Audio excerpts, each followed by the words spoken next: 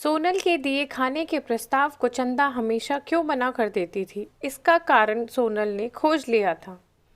नए शहर में आना और व्यवस्थित होना तब पूर्ण माना जाता है जब अच्छी काम वाली मिल जाए। सोनल की तलाश भी आखिरकार पूरी हो ही गई। घर की साफ सफाई और बर्तन के लिए उसने चंदा को रख लिया। कम बोलने वाली साफ सुथरी चंदा का काम बढ़िया था। आज तक उसे कभी टोकने की जरूरत ना पड़ी। बस उसकी एक ही बात सोनल को अखरती। वह जब भी उसे खाने पीने को कुछ देती तो वह उसे न खाने का कोई बहाना बना देती। दीदी छाला है मुंह में, कुछ निगला नहीं जा रहा, या फिर अरे भूल रही थी खाना, या बहुत जल्दी में हूँ दीदी। कभी कभी तो सीधे ही ना दीदी मन नहीं, मुझे मीठा पसंद नहीं। हाँ, मीठी चाय के लिए उसकी कभी ना नहीं होती, पर साथ में मठरी या नमकीन प्लेट में निकाल कर दो तो एक बार नज़र भरकर देखकर बोलेगी, खाली चाय ही दो दीदी, अभी तो खा नहीं पाऊंगी। सोनल आज चंदा के व्यवहार का विश्लेषण इसलिए भी कर रही थी क्योंकि आज सुबह उसने सुबह नाश्ते में जलेबी मंगवाई। चंदा को भी थोड़ी सी प्लेट में डाल के दी और वहाँ से हट गई। कुछ देर बाद वह आई तो देखा उसकी जलेबी वहीं रखी थी और वह काम करके जा चुकी थी। मन में चिढ़ के भाव उत्पन्न हुए तो सामने ऐसे कई प्रसंग घूम गए जब चंदा ने ऐसा किया। याद आया जब एक बार उसे प्लेट में हलवा दिया तो वह उस पर नज़र डालकर बोली, दीदी अभी मन नहीं है, दरअसल घर से खाकर आई हूँ। फिर एक दिन जब मेरठ वाली जीजी आई तो प्लेट में मिठाई निकालते समय ध्यान दिया कि चंदा की नज़र मिठाई पर रह रहकर लगी थी। उसने मिठाई का एक टुकड़ा, ये तुम्हारे लिए है, खा लेना, कहकर प्लेट में डाला और रसोई के स्लैब पर रख दिया। पर मिठाई का टुकड़ा वैसे ही अछूता रखा रहा।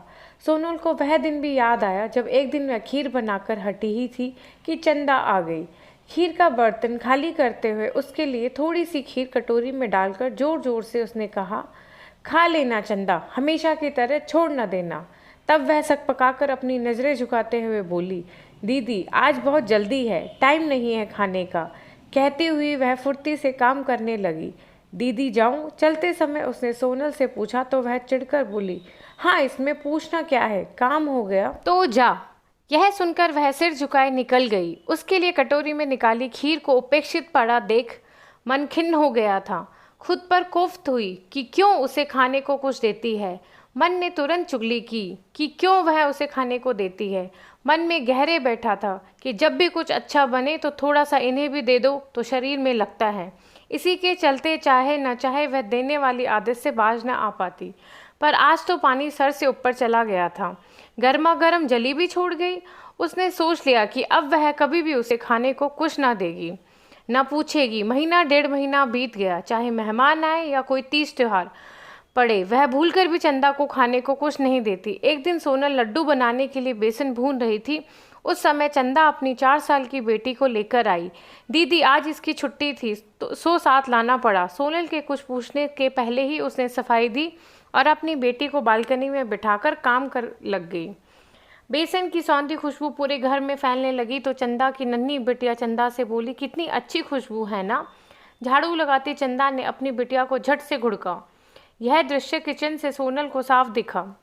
चंदा का काम निबटते निबटते बेसन में चीनी घी सब पड़ गया था, बस लड्डू बांधने बाकी थे। चंदा अपनी बिटिया के साथ जाने को हुई तो सोनल से रहा नहीं गया और पूछ बैठी, तुझे बुरा ना लगे तो इसके लिए 2 लड्डू बांध दूँ, खा लेगी तुम्हारी बिटिया।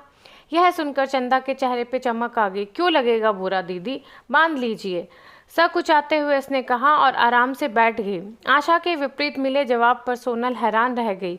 हाँ में जवाब मिलते ही उसने जल्दी जल्दी बड़े बड़े 2 लड्डू बांधकर उसे प्लेट में डालकर दिए तो वह जल्दी जल्दी अपनी बिटिया को खिलाने लगी।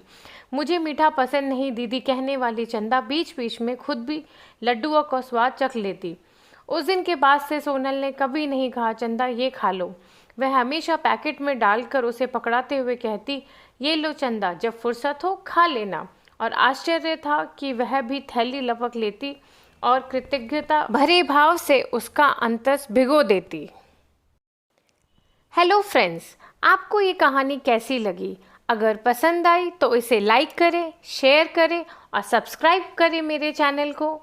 मिलती हूँ मैं आपसे मेरे नेक्स्ट वीडियो में नई कहानी के साथ। धन्यवाद।